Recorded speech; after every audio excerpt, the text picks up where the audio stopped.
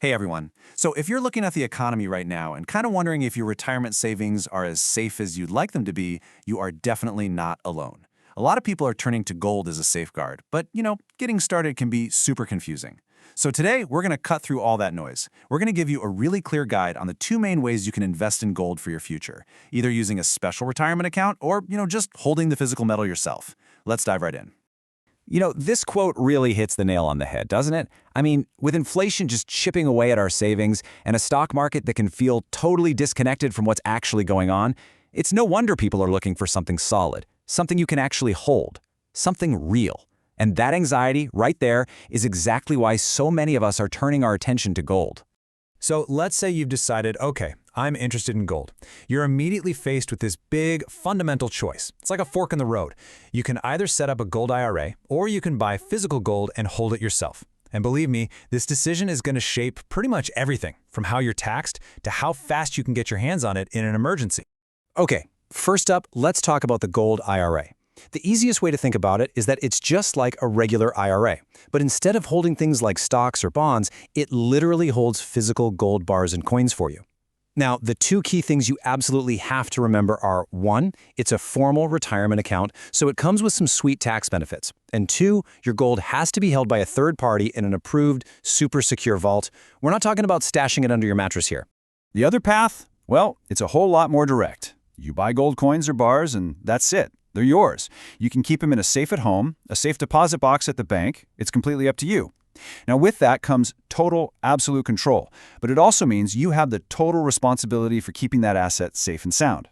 So this is really where the decision gets interesting. Because in the real world, these two paths are, well, they're worlds apart. The differences in how you're taxed, how much control you have, and what it costs you are really, really significant. So let's break down exactly what separates them, side by side. All right, let's talk taxes, because honestly, this is probably the single biggest difference between the two. With a gold IRA, you get those fantastic tax advantages, just like a normal IRA. Your gains grow tax-deferred. But if you hold physical gold yourself, the IRS sees it as a collectible, kind of like a piece of art or a rare baseball card. And what does that mean? It means when you sell it for a profit, those gains get taxed at a whopping 28%. That's way higher than the tax rate for most other long-term investments, like stocks. Next up, control and liquidity. Basically, how fast can you get your money if you need it? With a gold IRA, your access is indirect. You have to call up your custodian, fill out paperwork. The whole process can take days, sometimes even weeks. Physical gold is the complete opposite. It's the ultimate in liquidity. If you have an emergency, you can often take your gold to a dealer and walk out with cash that very same day. You are in 100% control. The way you pay for these is also totally different. A gold IRA comes with ongoing recurring fees. You've got setup fees, annual admin fees, and yearly storage fees. They add up year after year.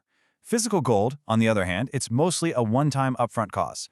It's called the dealer premium, and it's just the small percentage you pay over the live market price of gold. After you buy it, your only other cost might be for a safe deposit box or insurance, and that's only if you choose to get them. Okay, let's just pull this all together for a second. With the gold IRA, you're getting those powerful tax advantages, but you give up some direct control, and you have to pay those annual fees. With physical gold, you get total control and instant access, but you get hit with that big tax bill on any profits. It really is a classic trade-off, tax efficiency versus personal control. All right, now we have to talk about something that is absolutely crucial. Avoiding the traps. Because gold attracts so many first-time investors, there are some really expensive myths and, frankly, some predatory sales tactics out there. Knowing what to watch out for is your #1 defense. And that brings us to probably one of the most common and most dangerous questions that people have. Can you actually set up one of these gold IRAs, buy the gold, and then just, keep it at your house? Let me be as clear as I possibly can be. The answer from the IRS is an absolute hard no. Any company telling you about a home storage IRA is selling you a very, very dangerous myth. The law is not ambiguous here. It is crystal clear. Any metal owned by your IRA must be in the physical possession of an approved third-party custodian. Trying to find a clever loophole here isn't clever at all. It's a catastrophic financial mistake waiting to happen. And the consequences? They are brutal. The IRS will look at that gold in your house and say, okay, you just took a full distribution of your entire IRA. That means you owe income tax on the whole value right now.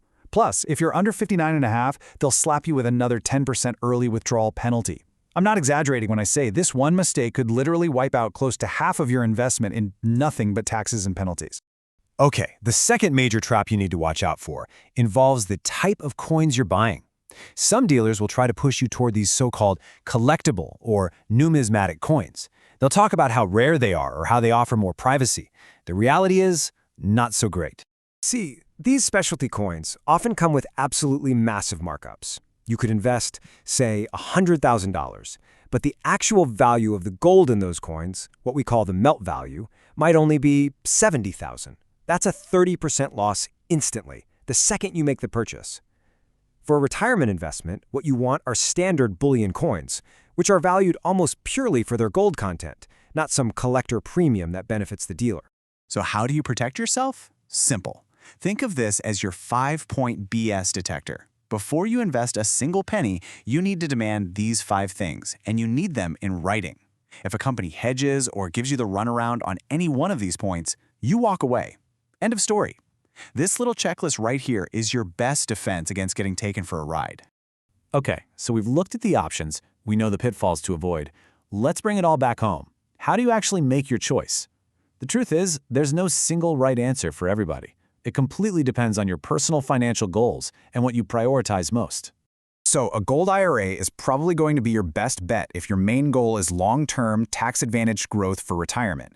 If you're not worried about needing the cash tomorrow and you really value the idea of professional, insured storage without the headache, then those IRA tax benefits are incredibly hard to beat.